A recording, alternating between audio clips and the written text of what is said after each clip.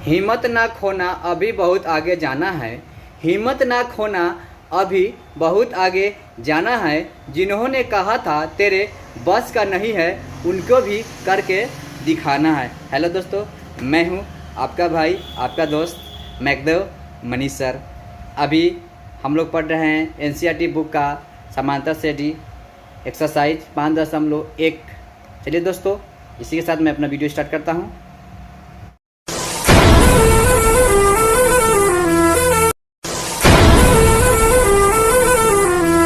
चलिए दोस्तों, आज हमारे हाथ में बुक जो है वो है बीटीसी एनसीईआरटी,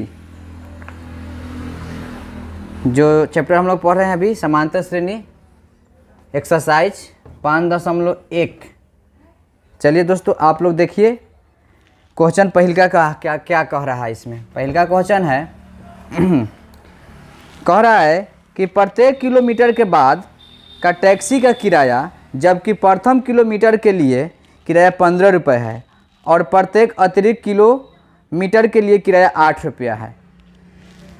और इसमें कह रहा है निम्नलिखित स्थितियों में से किन स्थितियों के संबंध संख्या सूची की एपी है और क्यों। देखिए दोस्तों, इसको बना के चेक करना है कि एपी में है कि नहीं है। आप लोग बुक खोल के सामने रखिए। देखिए दोस्तों, ये क्वेश्चन कह रहा है जैसे कि मान लीजिए हमें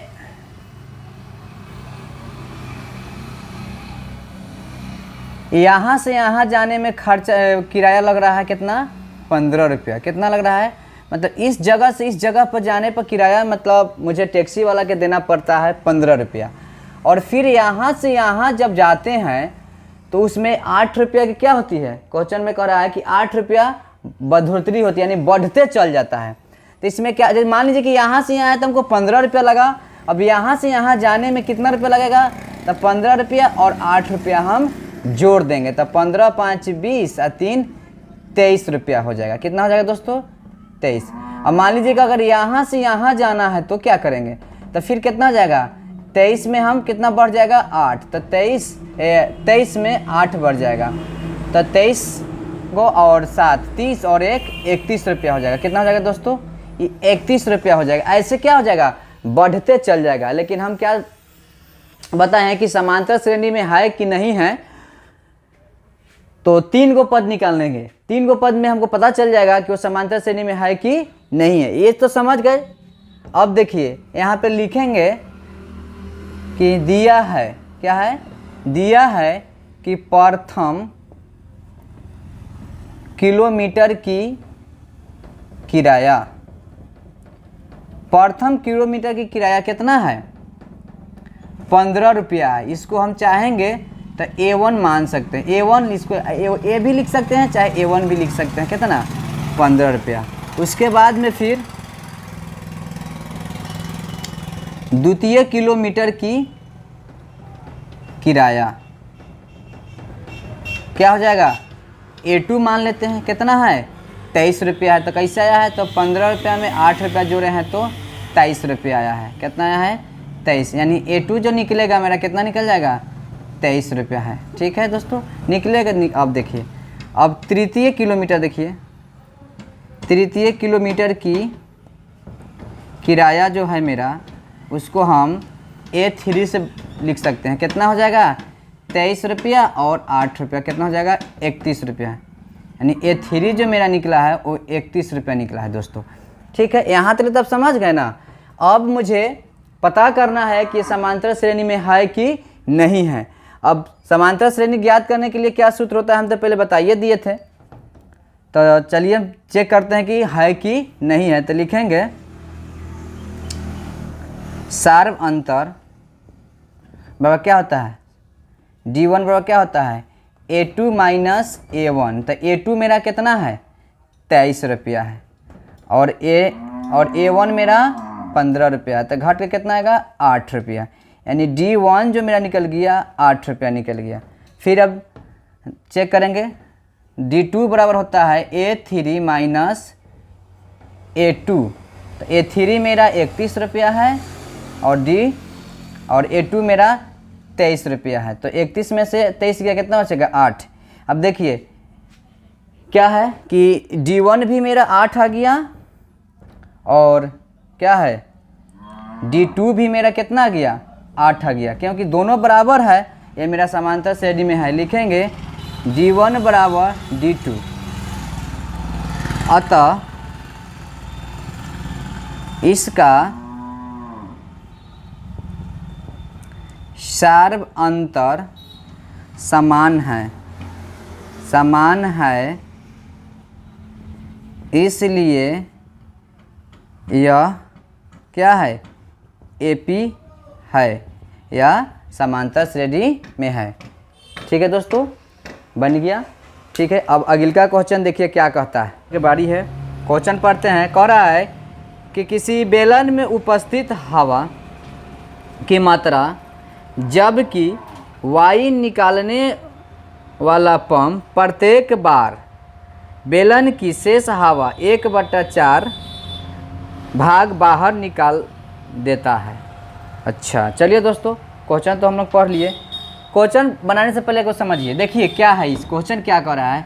कह रहा है कि एक बेलन है।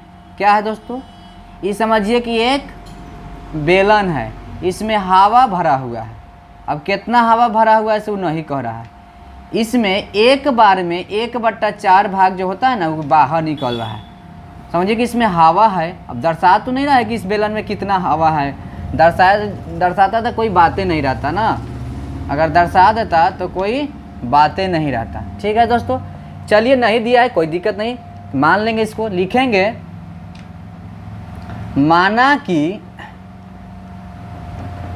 बेलन में हवा की मात्रा A बराबर 1 है, अपना से मान लिए हैं। तो एकदम में 1/4 निकल रहा है, यानी इतना में से इतना घटा देंगे तो ये A2 निकल जाएगा। तो लिखेंगे प्रश्न से हवा निकाला जाता है, A2 हो जाएगा कितना 1 कुछ नहीं है तो नीचे 1 ले लिए हैं।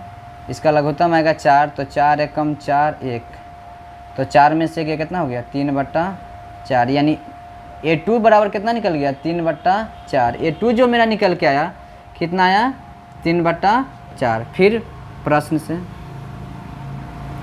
प्रश्न से हवा निकाला तो 3/4 गुने 1/4, तो 3 एकम 3 4 चौका 16। ठीक है, अब देखिए A1 निकल गया, A2, अब A3 निकाल देते हैं। A3 निकाल देंगे। हम बार बार कह रहे हैं कि समांतर श्रेणी है कि नहीं है, वह चेक करने के लिए हमें कम से कम 3 पद की ज़रूरत होती है। कै गो पद की ज़रूरत होती है 3 पद की ज़रूरत होती है।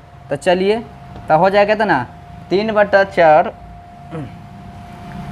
इतना में से अब घटा देंगे इतना, तो 3/4 माइनस 3/16, इसका लघुत्तम ले लेंगे तो 16, तो 4 चौका 16, 4 चौका तो 4 तिहाई 12, 4 चौका 16 तो 4 तिहाई क्या हो जाएगा 12, 16 एकम 16 तो 3। अब 12 में से 16 जाएगा तो कितना बच जाएगा 9 बच जाएगा, तो 9/16, यानी A3 जो मेरा निकल के आया वो 9/16 निकलेगा। A3 मेरा कितना निकल के आया 9/16 निकल के आ जाएगा। अब दोस्तों इसको चेक करेंगे कि समांतर श्रेणी में है कि नहीं है, तो क्या निकालते हैं सार्व अंतर निकालेंगे। सार्व अंतर D बराबर क्या होता है A2 माइनस A1। A2 मेरा दिया हुआ है 3/4, कितना है 3/4, 3/4, और A1 मेरा है 1 ही है तो -1, इसका लघुत्तम ले लेंगे तो 4, तो 4 में एकम 4 तो 3, अब कुछ नहीं है तो 1 ले लेते हैं, तो 4 एकम 4, तो 3 में से 4 जाएगा कितना बचेगा 3 में से 4 नहीं जाएगा, 4 में से 3 गया 1/4 ही माइनस में, क्योंकि बड़ी संख्या का पहले माइनस लगा हुआ है। यानी D1 के बाद आया तो -1/4 निकल गया। अब D2 बराबर हो जाएगा A3 माइनस A2, तो A3 मेरा कितना निकल के आया है 9/16, तो 9/16 और 3/4 4, तो इसका लघुत्तम भी आएगा 16, तो 16 एकम 16 तो 9, और 4 चौका 16, तो 4 तिहाई 12। अब देखिए 9 में से 12 घटेगा नहीं घटेगा, लेकिन 12 में से 9 घटेगा तो कितना बचेगा 3/16। बड़ी संख्या के पहले लगा हुआ है माइनस, इसलिए माइनस, यानी D2 मेरा निकल के आया -3/16। अब देखिए एक निकला -1/4 और एगो निकल गया माइनस कितना 3/16। ये बराबर है नहीं, इसलिए समांतर श्रेणी में ये नहीं है। तो लिखेंगे सार्व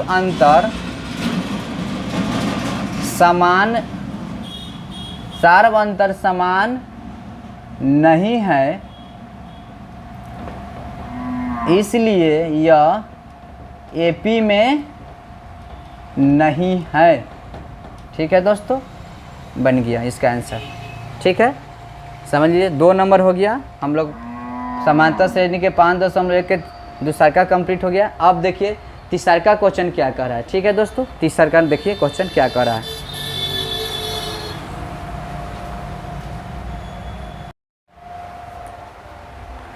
चलिए तीसरा का देखते हैं। तीसरा का क्वेश्चन हम लोग पढ़ रहे हैं समांतर श्रेणी NCERT बुक का एक्सरसाइज 5.1। 2 नंबर हम लोग बना चुके हैं, अब तीसरा का बनाने जा रहे हैं।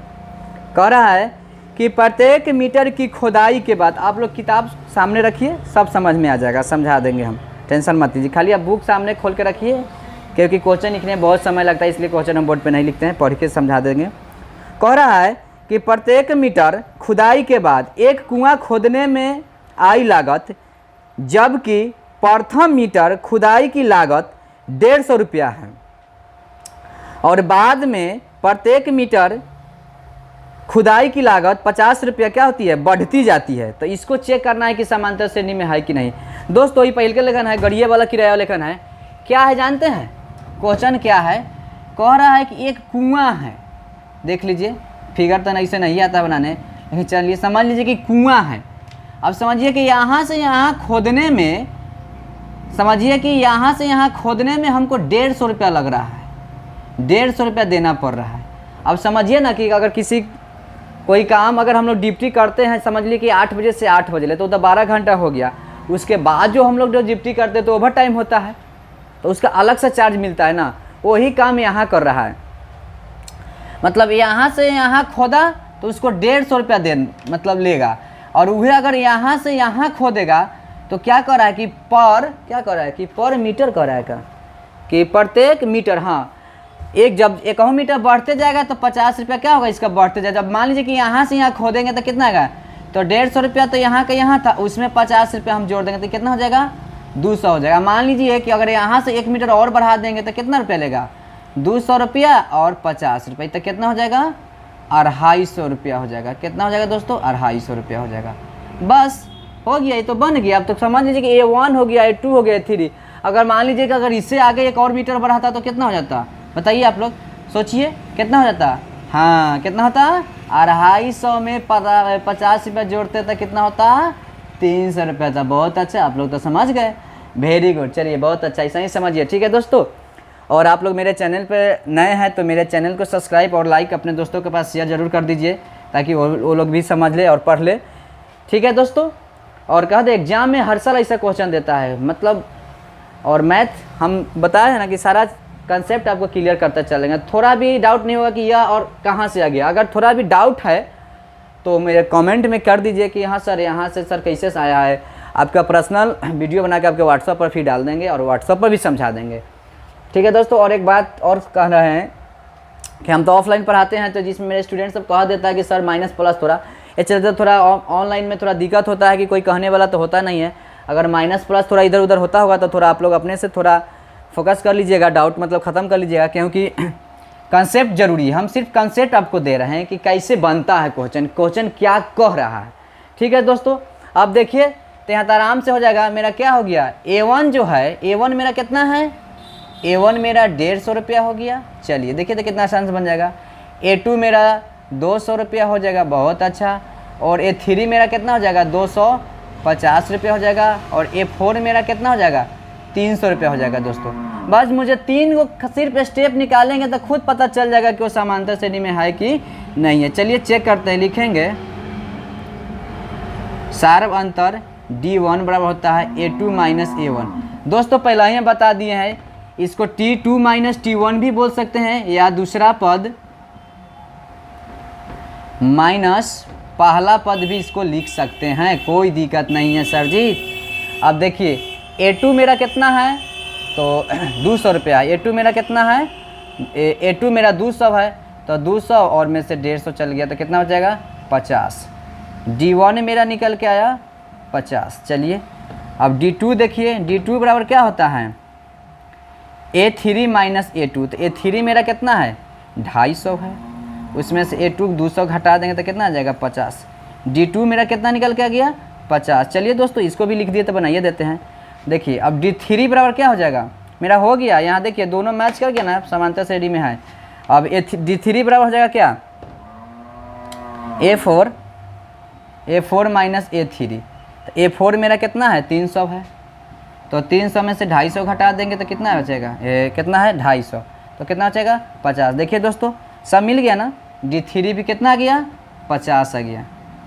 देखिए दोस्तों D1 भी मेरा 50, D2 भी मेरा 50 और D3 भी मेरा 50। तो क्या समांतर श्रेणी है कि नहीं है, क्योंकि इसका सार्व अंतर क्या है बराबर है। लिखेंगे सार्व अंतर क्या है समान है, समान है इसलिए यह AP में है या समांतर श्रेणी है।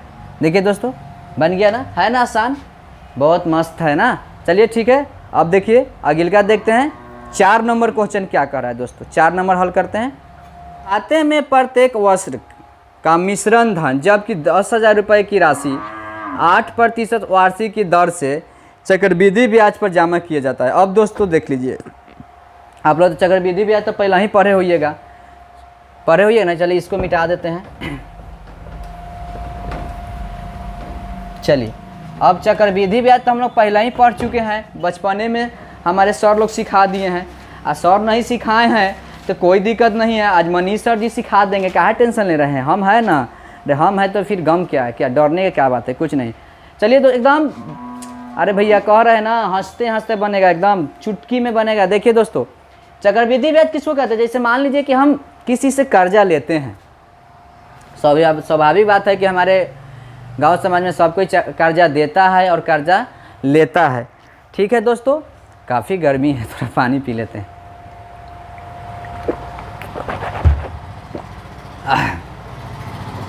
आहा कूलिंग सा लग रहा है। तो क्या कह रहे थे, हाँ कर्जा लेते हैं और कर्जा देते हैं। तो मान लीजिए जो कर्जा हम लोग लेते हैं उनका जो पैसा लिए रहते हैं मूलधन वो दे देते हैं, जो ब्याज जो बच जाता है ना वो कुछ दिन रख लेते हैं, किसी कारणवश हम नहीं दे पाते हैं तो कितना लोग है कि उसका भी ब्याज जोड़ के ले लेता है, तो वो इसी को हम चक्रवृद्धि ब्याज बोलते हैं। ठीक है, भगवान ना करे कि आप लोग का चक्रवृद्धि ब्याज देना पड़े। माँ सरस्वती से मैं यही विनती है, प्रार्थना है कि हे माँ ऐसा नौबत किसी की नहीं है। चलिए वही क्वेश्चन कह रहा है, तो सबसे पहले लिखेंगे क्या, देख लीजिए क्वेश्चन नंबर हम लोग 4 पर आ गए। चलिए लिखेंगे पहले वर्ष की राशि ना, पहले वर्ष की राशि A1 बराबर क्या है 10,000 रुपया है। ठीक है, अच्छा इसका वार्षिक दर कितना है, वार्षिक ब्याज दर है जो कि 8% है, और इसका समय जो दिया है मेरे भैया वो 1 वर्ष का है। ठीक है, तो ब्याज बराबर क्या होता है, ब्याज बराबर होता है मूलधन गुने दर बटा 100 गुने समय। थोड़ा बढ़िया समझ लीजिएगा। तो मूलधन में मेरा हम कितना ये काम करेगा, कितना 10,000 है, 10,000 गुने दर है 8/100, समय है 1, ये 0 से 0 कट गया, कितना निकल गया 800। यानी ब्याज जो मेरा निकल के आया कितना निकल के आया 800 रुपया। तो इसका मूलधन कितना हो जाएगा, इसका मूलधन जो हो जाएगा, मूलधन हो जाएगा 10,000 प्लस 800 यानी 10,800। ये मेरा A2 में काम करेगा, A2 हो जाएगा। ये कितना हो जाएगा दोस्तों, A2 में काम करेगा, कितना 10,800 है। हम क्या कर रहे हैं कि समांतर श्रेणी के कम से कम हमको 3 गो पद चाहिए। अब A3 में लिखेंगे, अब लिख लेंगे ना कि तीसरे वर्ष की राशि, तीसरे वर्ष की राशि, ठीक है। इसका ब्याज बराबर सेम कंडीशन वही होता है,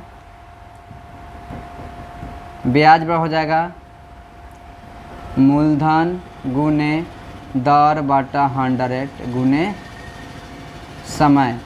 अब देखिए दोस्तों, मूलधन कितना काम करेगा इससे पहले बताइए, कितना ले हम 10,000 ले कि 10,800 ले?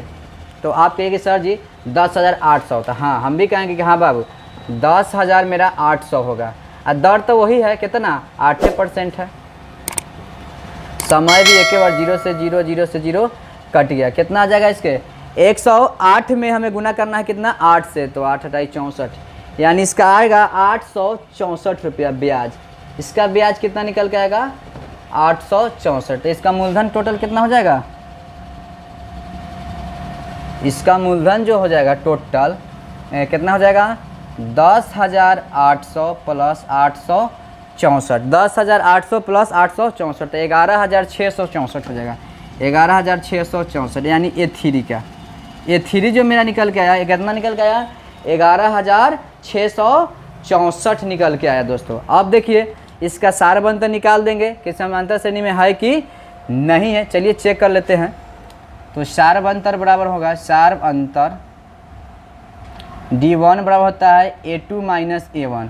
तो A2 मेरा कितना निकला है 10,800, A1 कितना है 10,000, तो घट के आएगा 800, यानी D1 बराबर मेरा निकल के आ गया 800। अब D2 बराबर होगा A3 माइनस A2, तो A3 मेरा है 11,664 माइनस 10,800, घट के कितना आ जाएगा 800 आ जाएगा। कितना आ जाएगा दोस्तों 800 आएगा। ये भी मेरा कितना आ जाएगा 800 ही आएगा। कितना आएगा 800 नहीं, कितना आएगा 800 नहीं आएगा, सॉरी गलती हो गया।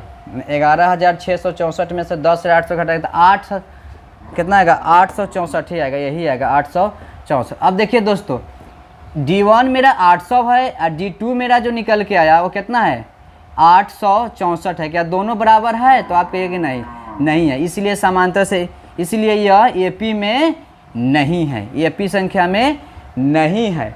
ठीक है दोस्तों, आज हम लोग ने समांतर श्रेणी के 5.1 का 4 क्वेश्चन पर है, 1 2 3 4 कंप्लीट हो गया। अब नेक्स्ट वीडियो एक्सरसाइज इसी का दूसरा पर बनेगा। तब तक के लिए मस्त रहिए, स्वस्थ रहिए और पढ़ाई में व्यस्त रहिए। फिर मिलेंगे, तब तक के लिए ओके बाय, लव यू।